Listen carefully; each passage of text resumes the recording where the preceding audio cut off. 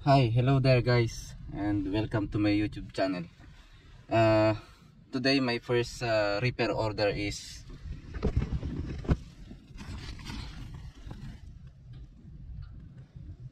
repair order 14668. So this is Civic 2019, and it has low mileage, 57,736 kilometer only. And the customer has a concern, which is car not locked by remote. So this means the customer concern is using his remote key, this one, his car lock function for keyless remote is not working. So let's see if it is really not working. Okay, so this is the power door lock. Okay, the driver's power door lock and the passenger's driver door lock, and the rest are behind us. Okay, so let's see, let's check if this immobilizer keyless remote is not working. Let's lock the door. It is already open position because I entered inside this car already. So let's try to lock the door. Okay, so yeah, it's not working, but you can see in his remote key that it has response. It is responding, so it means it's sending signal to the control unit that the driver is trying to lock his car. Okay, so it's not working.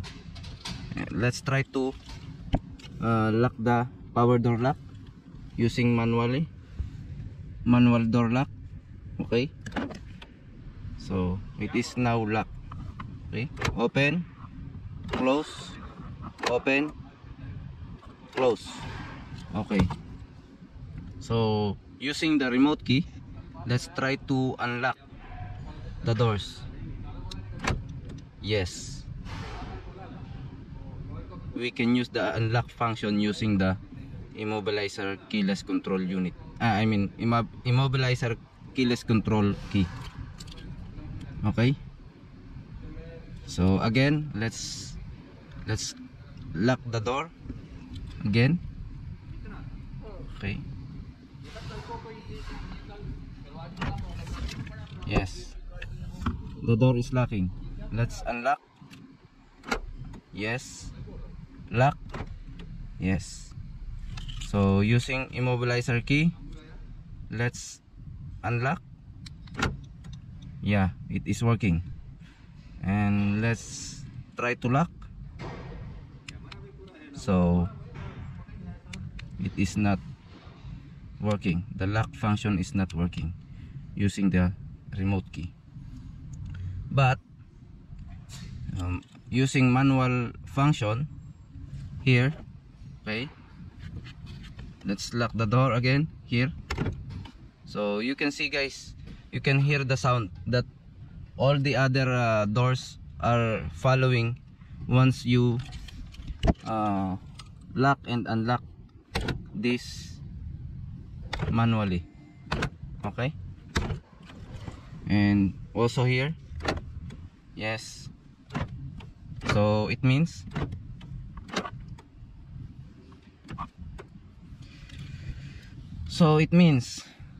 there's something wrong. So, and that is what we have to find out.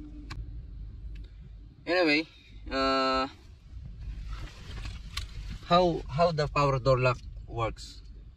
So what are the requirements for the door lock to to work. First, of course, is the shifting lever should be in park position. Yes. So okay, I will show you if the power door lock will work, will lock even if it is in the other gear position. Okay, so let's put the shifting lever into reverse position. Yes, it is now in reverse. And of course you cannot remove the key, so you cannot remove the key.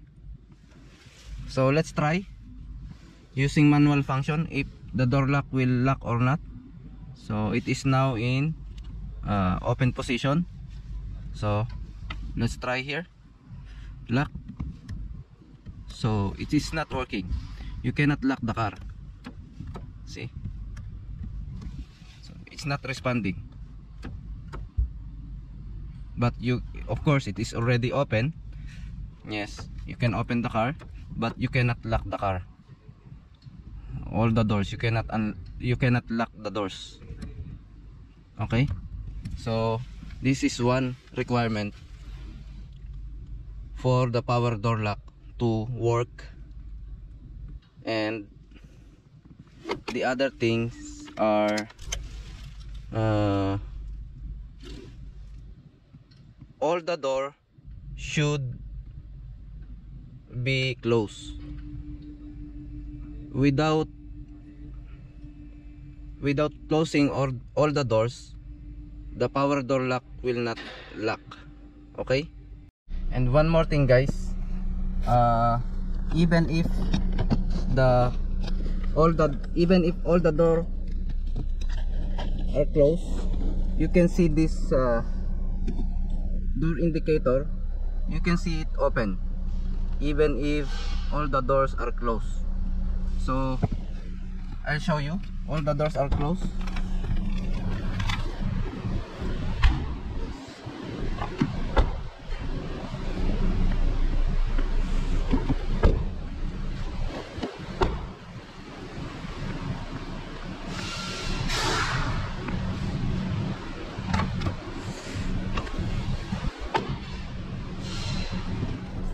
Yes.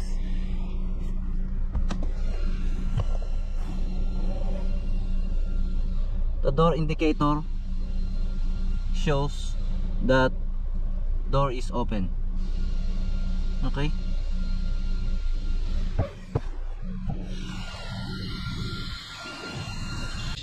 There are door switches for all the 4 doors here. It has its own switch. Okay, so let's inspect.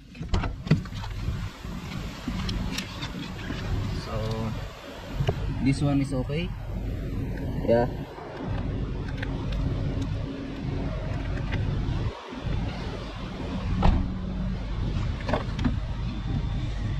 This one is also okay. Yes.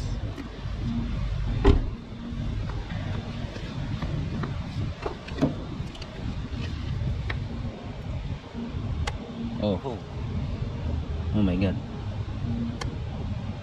So this one is not good. It's broken. Okay, it's broken inside. See, so it's already broken. So this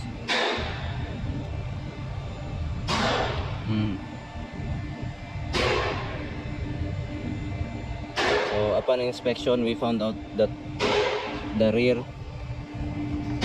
passenger door switch is broken. Let's check the other door.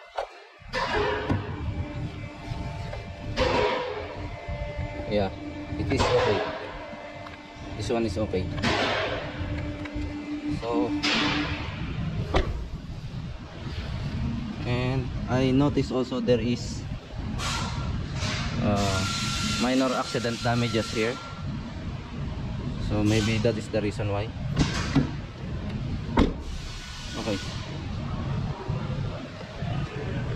just to confirm that the door switch is the only one causing the problem, we are going to connect the HDS. If there are any DTCs or any abnormalities in the data list, we can find something there for further inspection.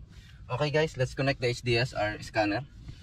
Let's turn on the ignition switch. Okay.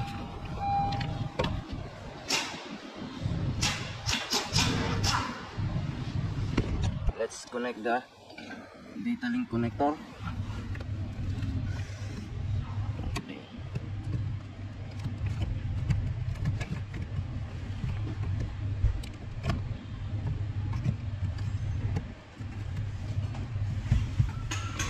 Okay.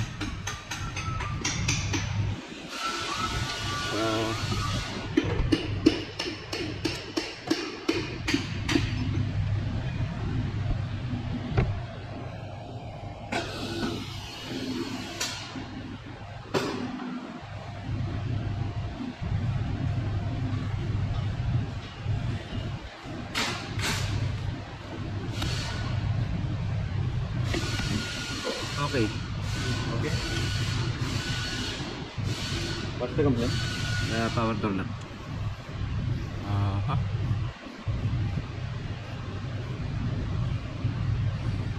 So we are here now in the data list.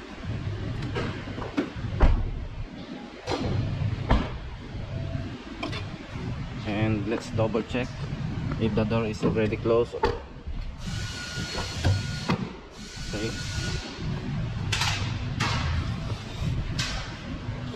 The trunk is already closed also. And the hood also is already closed. Okay, so the first one, door switch, it's off. It means it is closed. Door switch is, driver's door switch is off. It means it is closed. Front passenger door switch is off. It means it is closed. Driver's rear door switch is off. It means it is closed. Passenger rear door switch is, so the passenger rear door switch is on. So there's something wrong here. It should be off like the other doors. So as expected, because we saw damage from the rear passenger door switch, it is on because the door switch is broken. Even if the passenger's door is closed, the control unit senses see that the passenger's rear door switch is on. It means it is open. So the control unit think that the rear passenger door is open, so the power door lock will not work on this situation. Okay, so at least we already confirmed the problem, but just to make sure again, before giving the final recommendation, we will going to measure the voltage before the switch. Okay, and for your information guys, for additional information, you can see the gear position is in park position. It should be in park, it should be in park. So off means it is in park position. Okay,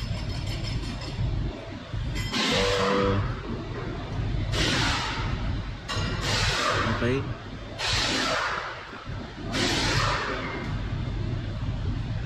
Okay.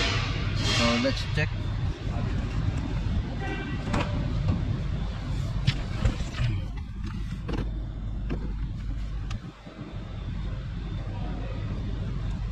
So let's check the shifting gear for reverse position. What will happen? It is now in reverse position. It is now on. As you can see, we are now in reverse position, and the value in the data list has changed. It's from off, it became on. So the power door lock will not work. Okay, so let's put back again into park, and of course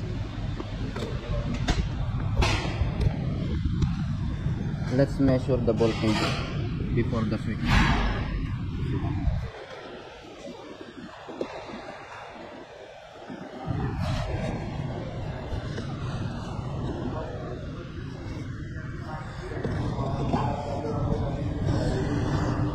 So okay,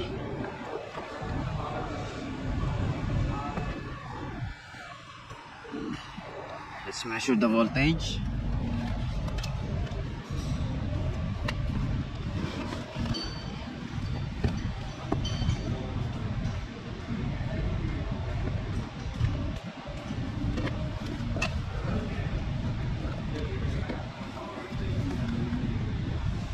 Okay.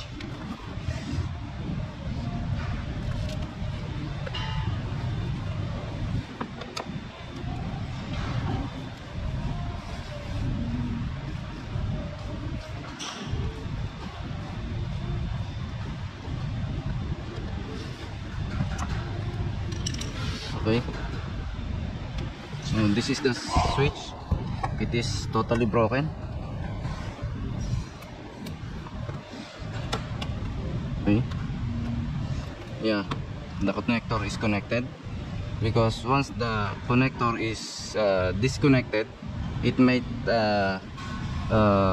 it is also possible that this passenger door will send signal to the control unit that the rear passenger door is open. So let's measure the voltage. We already disconnected the power door switch. Yeah, it is totally broken inside. So let's try to measure. There should be battery voltage. We measure using this voltage drop test. Okay, so let's measure. We have ground also, of course. We'll give good ground. Yes, we have 10.79 volts. Okay, so it means the circuit is just fine. So the circuit is okay. Okay, again.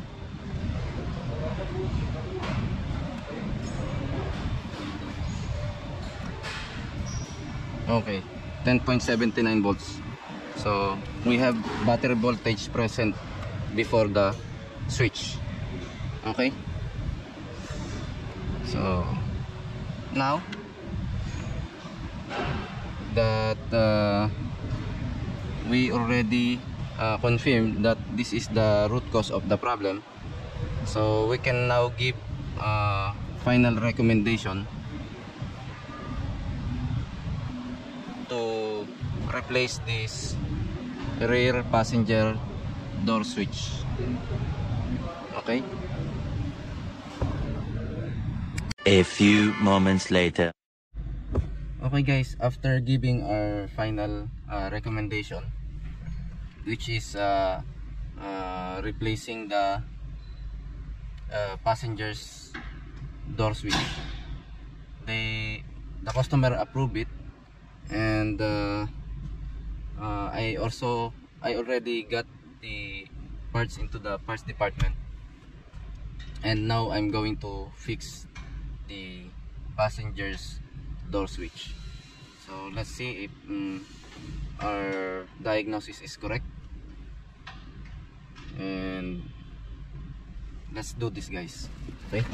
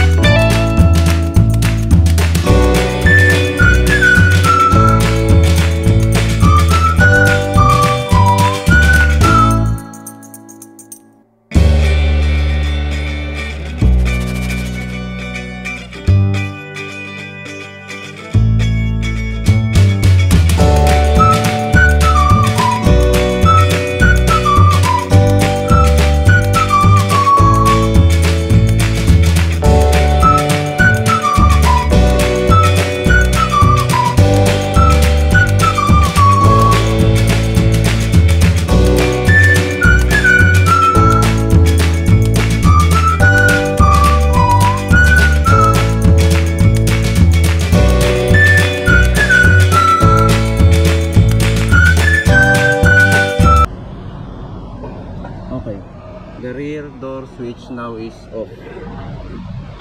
Okay, so it's already off now, so we expect to work the power door lock switch now. Okay,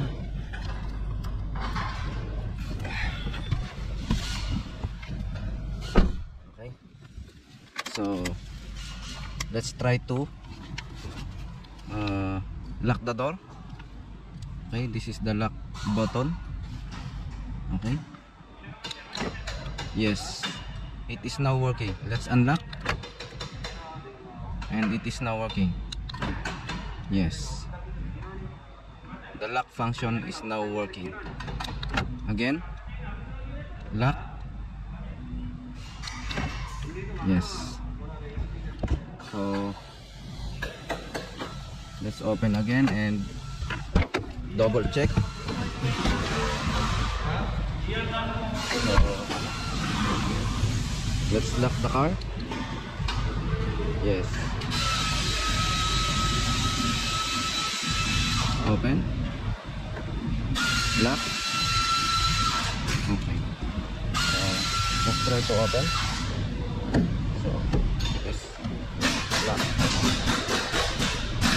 so it's locked. This one also lock. Okay, let's open.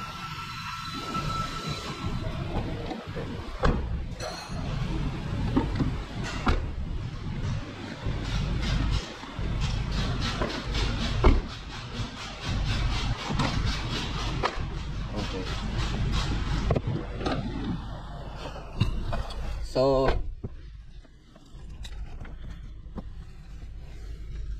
it is already successful. We replaced the passenger's door switch, and the power door lock now is working. Thank you guys, and I hope you learned something from this.